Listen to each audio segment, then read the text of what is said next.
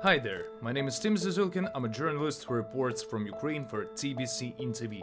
The first half of January was fulfilled by tragic events for my country. After the most terrifying terroristic act in the new year, the tragedy in Dnipro, other things undermined our morale. So don't forget to subscribe to our channel, click the like button, hit the bell not to miss our new videos, and I'll be here to tell you about what is going on here in Ukraine.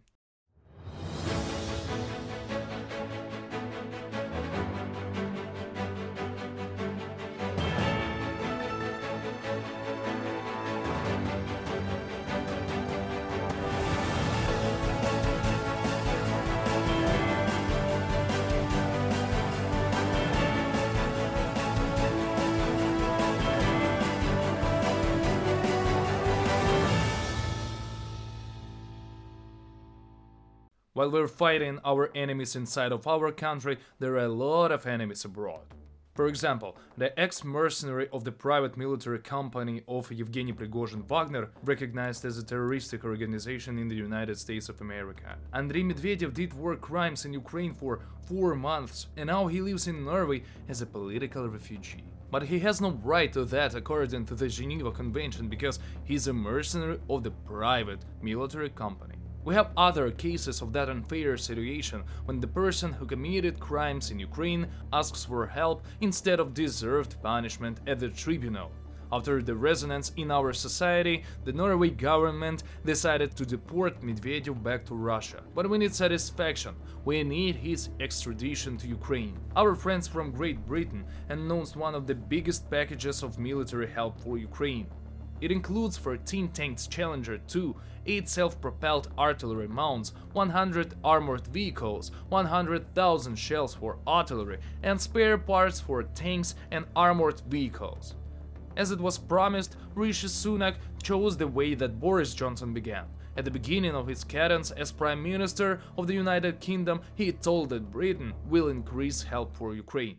But we have to understand, we as Ukrainians and people around the world, that this help of our partners is not the additional help. It is a replenishment of our losses, because we do have huge losses, even if we are winning this war. This statement was told by my mentor, Artem Lagutenko, a military journalist working on the hottest hotspots of the front line.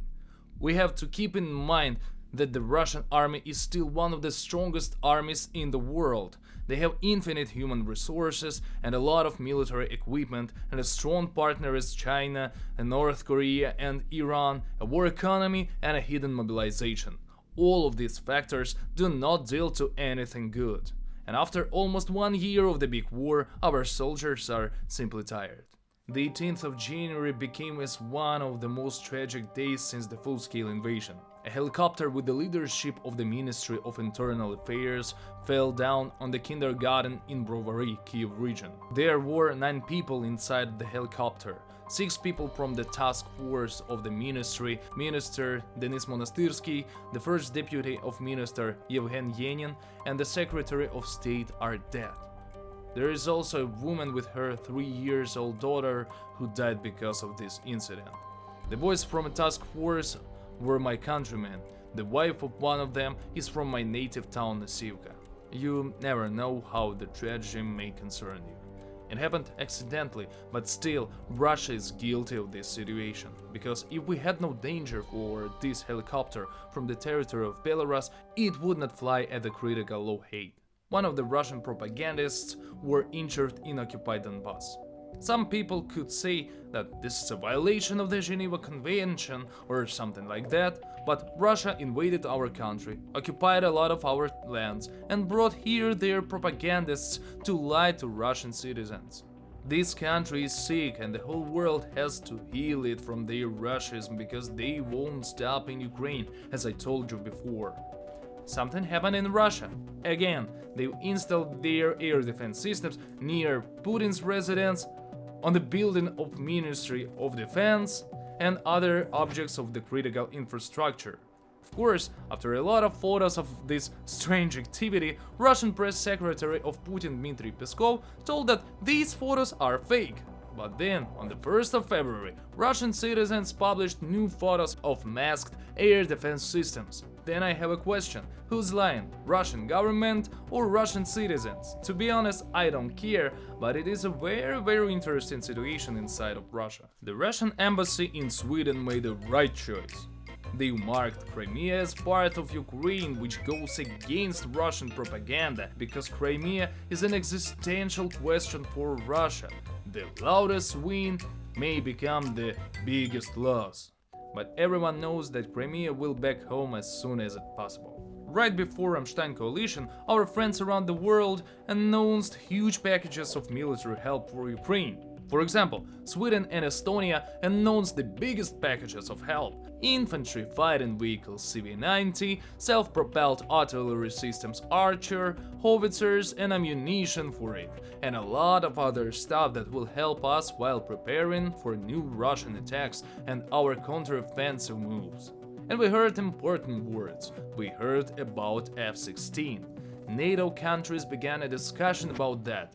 France started a conversation about the release of Leclerc tanks for Ukraine. The USA agreed to deliver us Abrams tanks, so Russian nightmares became reality. Leopards will buy them, Challengers will challenge them, and Abrams will remind them about the Cold War. We have another loud diplomatic victory: the resolution of the Parliament of Europe about creating the special tribunal for Russia.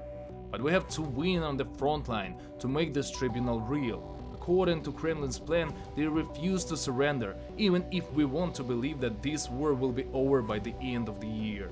The whole world understands that January and February are the tipping points of this war, and the result of this fight will be a result of the democratic coalition.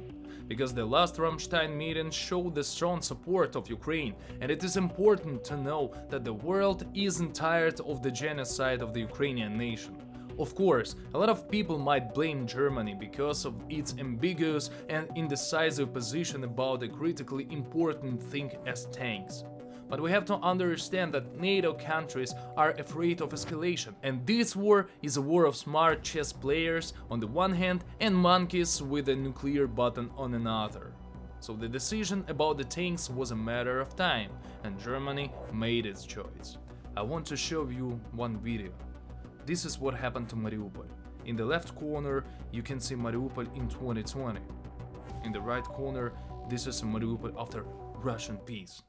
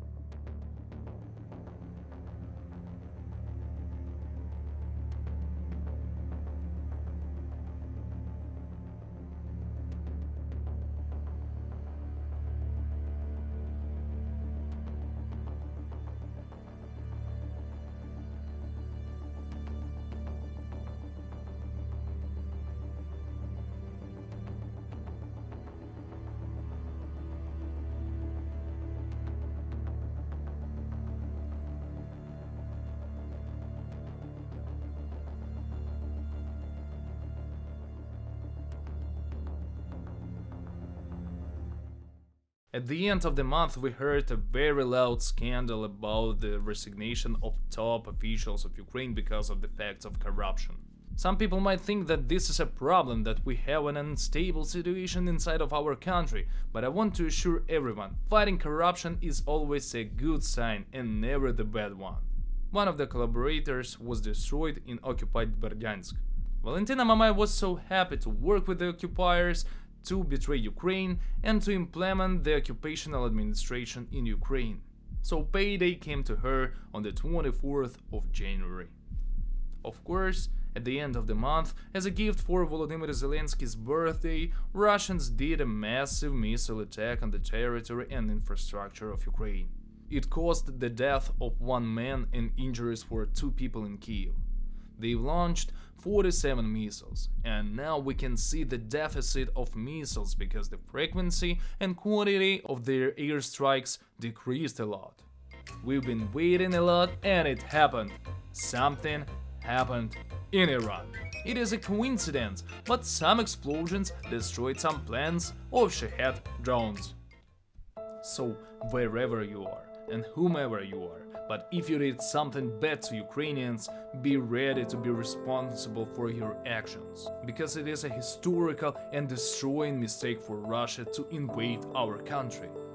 We know that we are in a very bad situation and it will be harder, but we know that we have a bright future. So stay with us, talk about us, and I'll be here to tell you about what is going on here in the country, where war is not just an awful word, but where it is our reality. See ya.